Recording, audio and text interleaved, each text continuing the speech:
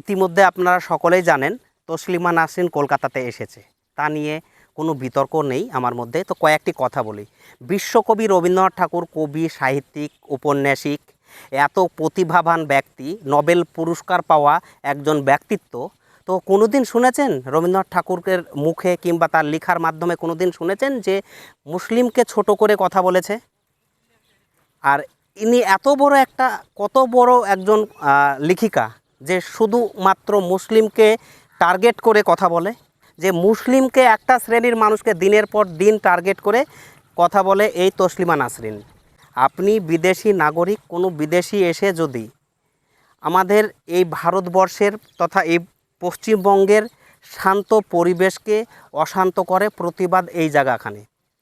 আমরা এখানে হিন্দু মুসলমান ভাই ভাই, আমাদেরকে মারুক কাটুক, আমরা সকলেই ভাই ভাই হয়ে থাকব।